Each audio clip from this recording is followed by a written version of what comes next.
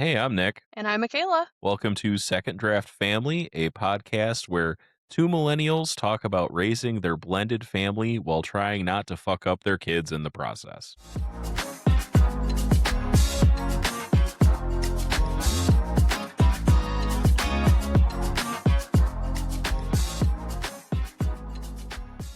Welcome, one and all, to our new podcast here, Second Draft Family, and let's dive into some introductory points here. Honey, why the name Second Draft? So this is not a writing podcast, but if you'll allow me a moment to quote Ernest Hemingway, the first draft of anything is shit. Yes, and I do write a lot, so that's very true. Yeah, no, the first draft it's not the final draft. That's why it's the first draft. We both had sort of like obviously kids from previous relationships, and now we're this blended family. So this is like our second draft. The first one did not go according to plan, so we're working on this one. Take two. Just like this recording, Yes. due to some technical issues. But yeah, so yeah, our second attempt. I Do guess you at want to getting go what we thought first? we had before. Yeah, I was gonna say, did you want to go first about where we came into this relationship from? Oh, yeah, sure. My first marriage, I got married literally 2 days before I turned 19, and You. I had my first kid at 20. By the time I was 25, I had 3 kids. And, this was not really like a marriage built on a lot anyway. We only dated for a year before we got married. So you figure this was literally my senior year. And that was all I knew. And as far as like relationships go. And then it was basically being cheated on all the time, being gaslit. It was not a healthy relationship at all. It went way longer than it should have. And then by the time I was done with it, just because of everything, definitively, like, I was ready for my hoe phase. I was not gonna like get married again. That was not for me. Like, I also come from a family background where my dad has been married so many fucking times. I do not want to be that person. So I was like, no, I'm not doing it. And then, of course, I met you, and not only like meeting you and really wanting to give relationships another chance, but also you being someone who had a kid from a previous relationship was never something that was on my radar. It was not even something that I had considered because I hadn't considered marrying again as a possibility. So kind of came out of left field there for me. I was in a pretty similar boat. I did not get married. So you're my one and only marriage, fingers crossed. But I was in a similar situation. And like the intro says, we're millennials. So I met my child's mother on MySpace. My So space. back when that was the social media king, I was in high school, and it was a very bad situation. It was a very toxic relationship, and I'm not gonna throw mud because I'm still in a co-parenting situation with this person. But we were not right for each other, and a lot of things went wrong. But I was about 20 when our kid together was born. And I became single. I also had my hoe phase. It lasted most of my 20s, just the way it goes, I guess. And we met after I had to finally, work on myself as a person and take some time to not be in my hoe phase because I ran into another really bad situation that kind of messed me up a little. So I took, not quite a year, just a year about not being in relationships, not messing around with anybody, just kind of working on me and relationships with my family and my friends and my kid. And then we met, and much of the same, everything worked out. I think that's why we're doing a podcast together. Yeah, no, we're full of shit, guys. Yeah, but anyway, you might be sitting here wondering, well, who the fuck are you guys? None of your damn business. No, we have been together now for almost 8 years, 3 of those married, and We are a online dating success story. Yes. I cannot remember who messaged who first. I had been briefly stalked on OkCupid, so I may have changed my settings and messaged you, but I am unclear on that. But I either don't way, remember either. we ended up meeting at Basement Burger Bar, and I skillfully slid off a stool and captivated you. Never left. It's true. I'm still here. Um, and it's so funny because I've known a lot of people who used OkCupid, and I think that's fallen out of favor. My single friend, I think, is on like Hinge and Tinder, and those have still survived somehow. But it's us, and then one of my other friends is also an OkCupid success story. So they at least had two, which Yay, go them! statistically that's probably not great, but like it's something. Yes. So then we started dating right at that time when COVID was not really known, but it was like it was coming, guys. Yeah, so we met in 2018 and it was Mhm. right towards the tail end of 2019. We had been together a year and we had said, well, hey, the lease on your apartment's up. I had a house at the time. I was like, oh, well, let's, why don't you guys just move in with me? I think we're there. But at the Yes. time, you were still in a situation where you had shared custody of your three kids. I had shared custody of my kid. And at the time, I only had my kid about 10 days out of the month. I didn't have like the primary physical custody of him. And you were at about a 50-50 schedule. Yes. And then one day as we were really finalizing our plans for you to move in, that all took a shit. Oh boy, did it. I want to say I was sitting in the living room of my apartment. We had just stopped on the phone or something had happened, and I get a text message that my ex is leaving the state. Not like, he's gonna be taking some time and he won't, see the kids for a little bit. Like, he's fucking gone. Not he'll be gone in a week, like he's fucking gone. He So, already left. yeah. So, and even then, naively, we were like, he's gonna take them for like holidays and in the summers because that was what was discussed. God, were we fucking gullible. But we went from, me having 50-50, like you said, and then what, not even 6 months later, you were no longer every weekend except for the one. Yeah, almost right before the pandemic struck and everything shut down, right into that real early months of 2020, some things happened and I became the primary caregiver, physical and everything custody for my kid. So suddenly we just had four kids, almost all of your three all the time. Yes. And mine we had for about 3 months before co-parenting just resumed. Uh, Yes. and even then,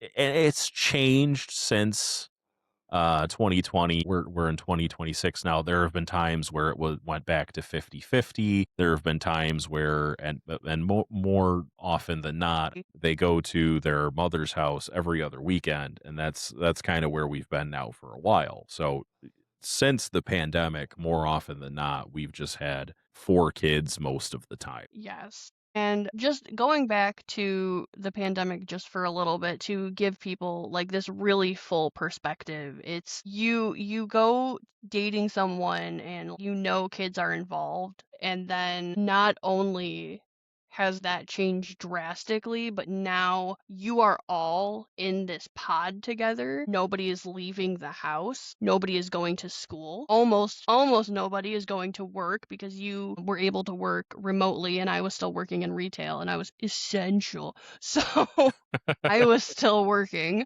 but we had the kids all of the time, every day, every second of the day, which I'm sure is somebody's dream out there. We are not those people. We love our kids dearly, but that was a lot all at once, and that really affected like, I look back and I'm like, I put on, 60 pounds over the course of the pandemic, and I'm like, "Oh my god, I can't believe I let that happen," and then I think about everything, and I'm like, "I only put on 60 pounds."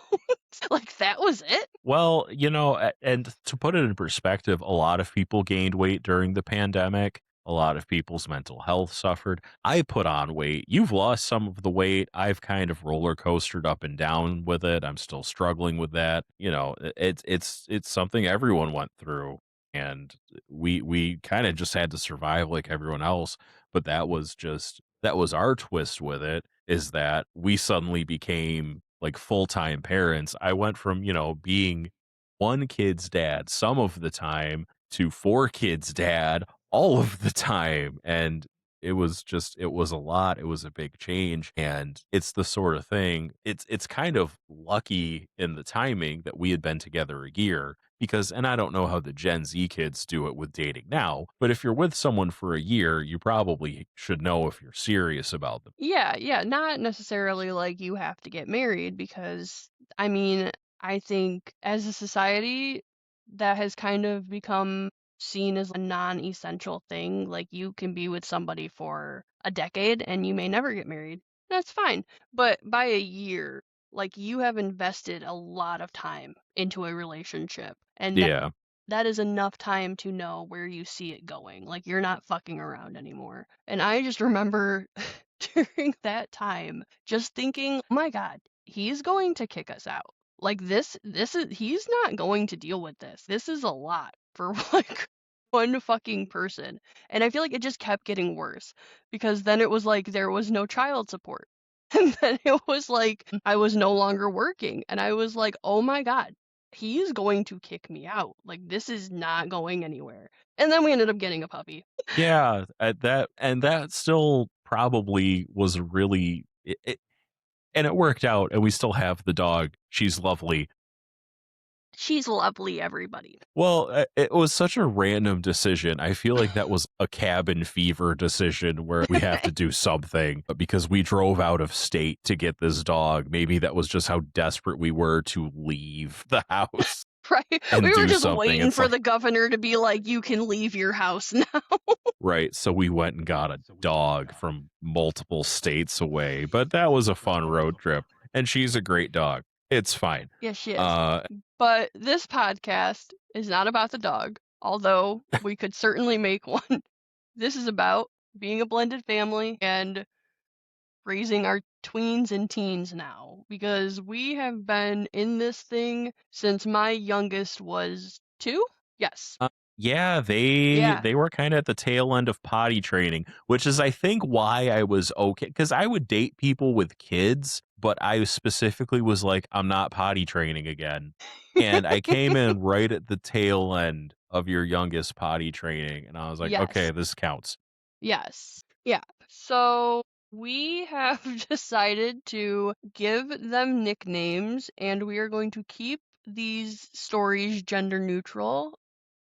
To the If best of our ability. Yes, if you are listening to this and you know us, more than likely you will be able to identify which child we are talking about. So this is more for if some random listener discovers us or we get out of the 10 listeners range. This is the purpose of that. So we have 4 children, like we said. We have our youngest, Poopsie, and they are in 3rd grade. They turned 10 this year. Yes. So that will officially be all of our kids in double digits. And holy shit, this child is such a spitfire. You never know what's going to go come out of their mouth. So any of our like what the fuck did they say stories is definitely Poopsie. Well, they're very dramatic. Yeah. And this is a child that's still in elementary school, right? But they come home and have gossip about these third graders. And Mhm. it's like, "Poopsie, it's not that serious. Y'all are 9." Yeah, I am not prepared for the teenage years with Poopsie. That is going to be a fucking whirlwind. It is. They're all gonna give us trouble, but, Poopsie is just a little different. And Poopsie's arch nemesis is Yorkie. The second youngest. Yes, Yorkie is adequately nicknamed, appropriately nicknamed. They love to talk. I'm flabbergasted that they have things to talk about after they're done. But I think Yorkie is going to be the one that takes care of us when we're old. Like I I truly believe that. disagree. Not out of like not trying to be mean, but I don't see it. But the nickname Yorkie we can't take credit for. That was a sports team coach Yes. because Yorkie was one of the smallest players on the team, but also the most talkative. Yeah, so they got nicknamed Yorkie. There are worse dogs to be Yeah. nicknamed. Oh yeah. Yorkie, like Oh yeah, where we should say too Yorkie is 12. yeah, 12 turns 13 later this year. Yes. They're in 6th grade, and like any younger sibling, Yorkie's personality is especially at this formative age where it's kind of taking bits and pieces from the older two's personality and Yes. adapting them to their own personality. Because you'll hear Yorkie say things that the older two frequently say, and working it into conversation. And we'll get to this in a minute, but like the oldest is really into sports, and in this last year, Yorkie has gotten a lot more into sports. And just the way that younger siblings do, kind of adapting the personality, but also making it their own and being their own person. It's not like they've completely lost who they've been growing up. Yes. Although when they were little, Yorkie was always the most helpful child, and now Yorkie can't be bothered to get off their freaking Roblox to help put groceries away. Sometimes, not all the time. Yorkie's still pretty helpful, but every now and then, Yes. and that could just be the 12-year-old stuff. Yes. And I think we'll talk about this in future episodes too, but Yorkie is a Virgo. Poopsie is an Aries. Are you gonna have an episode just about the star signs? Yeah. Lovely. Okay, moving on. So, yeah, we have next glasses. We were struggling, I think, for a nickname because there were so many possibilities. Yeah. And glasses was like, I like that one. So that was what we went with because they gave the A-OK on it and it's fitting. So glasses is our 13-year-old and they are in 8th grade. Glasses and Yorkie are Irish twins. So they are the same age for a little over 3 weeks. Just in case anybody is wondering how there is a 12-year-old and a 13-year-old, they are both mine biologically. They're Irish twins. And Glasses is so help me out here. I will say out of all of the kids, I think personality-wise, Glasses is the most similar to me, which is funny because we share exactly 0% DNA, but we have both have a very dry sense of humor. We both like video games. We both have a tendency to hyperfixate on things we get into. There was a Yes. period of time about 2 years ago, Glasses was incredibly into Rubik's cubes. It was all Glasses talked about was they didn't watch YouTubers, they watched YouTubers, who were YouTubers who talked about Rubik's cube strategies. There were different types of Rubik's cubes. There were Rubik's triangles. There was cube lube. There was lubrication for your Yes. Rubik's cubes, which saved you seconds on solving a Rubik's cube. Glasses did one Rubik's cube competition, and then I'm pretty sure they never touched one again. They dropped it and then hyperfixated on, I think, M&M facts. Yes. And I think now the hyperfixation is chess, which is cool. Yeah. I know more about chess than I thought I ever would in my life, which is that's something. And let me tell you though, you're never fully prepared for when your then 11-year-old just casually comes up to you and asks if you can buy them lube for Christmas. And you're like, Yeah.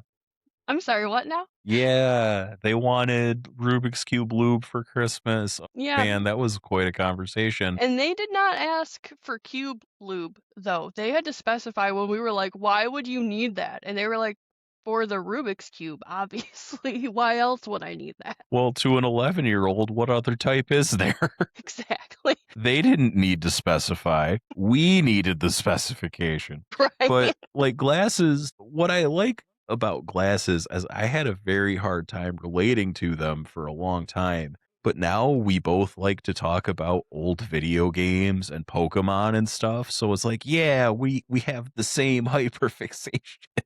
Yeah. So And I that's think it's funny too because we like you and we definitely mess with each other. Like we give each other shit a lot. yeah. We're very like what's the word I'm looking for? We snark Yeah. and sarcasm and Yeah, sass we're each very other all the time. sassy. We're very sarcastic with each other. And usually if I'm like, "Why did you do that?" Glasses is like right there. Like, "Why are you being mean to him? Why are you yelling at him?" I was just like, "Get out of here." Well, it's funny because the way glasses will interject on my behalf to you, the oldest will do that on your behalf against me, despite the fact that the oldest is my biological kid. Yes. So it's Yes. kind of just, I think the way the bonds have worked. So Yes. what I guess that brings us to the oldest, which is Tuna. Tuna is my only biological kid. And Tuna is their actual nickname. Like I call Tuna Big Tuna all the time. Which a lot of you probably recognize from The Office. Yes. So that Tuna is is a fan of The Office. yes, Yeah, Tuna just turned 16. Tuna's, a January baby, finished driver's ed. So a lot of a the things that we've Capricorn. yes, that's very And important. Glasses is a Libra. Sorry, that's the last I'll say. Go ahead.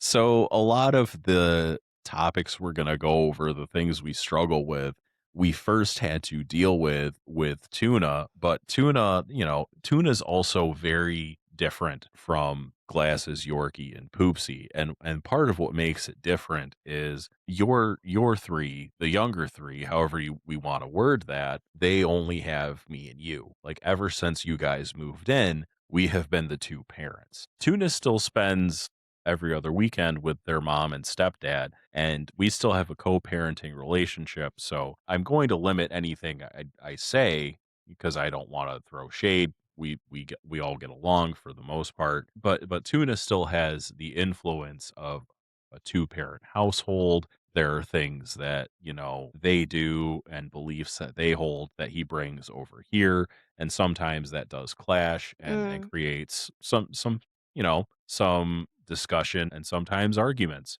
but yeah. that's okay. So some of the issues we have, puberty and the changes and ways you mature and how we have to handle even things like social media has been different because Tuna's had different upbringing and life circumstances than your kids. Yes, yes. And that I think it has definitely been an area of contention in our relationship and with our family. And I don't know, I think we've done a good job. I don't think we've been perfect by any means, but I mean, I'm not gonna sit here and pat myself on the back about it for doing the bare minimum. But I do think that Tuna has only benefited from having us in their life. Like I don't think it has been to their detriment I mean, I'd certainly hope so. because I think we've gone through things surrounding Tuna that we never ever would have foreseen, and that has really I think impacted our relationship. So, Yeah, there's still things that Tuna will come to us about, things that they have struggled with, that they've experienced just in circumstances that the other three won't and haven't. right. And there's things that we've had to deal with Tuna earlier than we might have had to with the other kids, or that maybe were more difficult with Tuna than they might have been with the other kids, and things that might have been easier too, because the same way that Glasses and I are very similar in personality, Tuna, despite being my biological kid, we're almost polar opposites personality wise. It's evident and you can see it in just the types of video games we play, the types of hobbies we have. I don't like sports, and Tuna is one of the most athletic kids ever. Like, they love sports, they love being active. Football is a big part of their personality. It's huge for them, but they're also very creative in other ways. I feel like we kind of started off with how difficult Tuna can be, but Tuna's also a great kid, and I know you two have, Yeah. like, you've bonded over Fast and Furious. Oh, yeah, hell yeah. I get so hype because, like, I love that series, and I think that Tuna might be the only person I know that likes that series as much as I do. So that's always been great. And yeah, no, I think something that has it has not been easy, but it has been a constant reminder for us is that Tuna is still a teenager. Tuna is 16, but they have time. This is not a 40-year-old adult who has, no, like they are set in their ways and there's nothing. So I think that has been a constant reminder for us just that like, this is still our child that we are raising together with me being a step parent, but like we are still raising them together and they still regardless of pissing us off giving us, some troubles, this is still a child and they still deserve love. And like that I think has been a good reminder for us. Yeah, and with Tuna being 16, he has a 3-year gap on glasses, right? So Tuna's the closest to adulthood. Yes. Tuna's also forging opinions and worldviews. Their teammates on the sports teams, and just from all sorts of places, they form opinions and worldviews that we don't always agree with, and More that's often than not, we do not. yeah, and that's something you kind of have to deal with, especially in a blended family, Yeah. maybe more so in a blended family, because if you're a nuclear family, just the two of you will say, well, this is what we believe in this household, and that can always be a detriment to kids too. Yeah.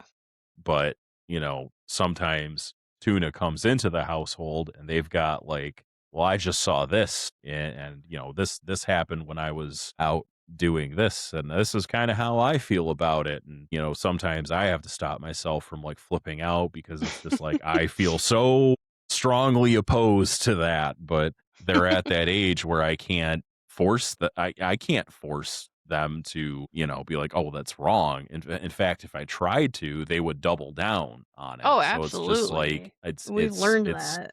yeah, it's that exercise in patience where I actually am gonna get farther with you if I sit down and have a calm discussion about why I think this is wrong. And I might not change your mind, but I'll at least give you something to think about. Right, exactly. And I think like that has been really like from poopsie to tuna. Sorry, that sounds so fucking funny to say together. From poopsie to tuna. The old poopsie tuna pipeline. It really does just paint such a difference of like a child being 9 and a child being 2 years from being considered a legal adult. That we're still seeing that, but drastically, it is a fucking whirlwind. It goes by way too quick, but yeah. Well, yeah, because Poopsie can come home and they'll have something to say, and we're just like, "Oh, okay, you're just being a goofy kid." And then, Tuna can come home, have something to say, be like, "Oh, you're gonna vote in 2 years." No, Yeah. uh, a lot changes. Yes, it does. So yeah, that is our children in about 10 minutes. Obviously, more episodes. We will have more to say. We're gonna leave it here for our first episode. Just a nice introductory into us and our family, and the as Michaela coined it, the Poopsie to Tuna pipeline. We'll be back next week, and we'll kind of ease into it with a more lighthearted topic. We'll go over everyone's astrological signs and how we think maybe those are accurate or inaccurate to us and the kids. Might be fun. Oh yeah, it No, should be a it good will be time. fun, and you should be here. Yes, and thank you for sticking around too. We're gonna try and keep these episodes 30 minutes or shorter, but occasionally they are gonna go a little longer. And obviously, like next week, Nick said, is going to be a lighthearted topic. We kind of do want to try and keep this lighthearted. Of course, there's going to be heavy moments, but we tend to use humor to get through a lot of things. And that is, I think, going to be something that we want to continue to do through podcast format. So, hopefully you don't leave our podcast feeling worse than you came. Yeah. Sad be sad. Well, that was something. If you liked what you heard, please tell your friends and follow our social media. We are at Second Draft Family on TikTok, Insta, and Facebook, and at Second Draft Fam Pod on Blue Sky. See you next time. Bye.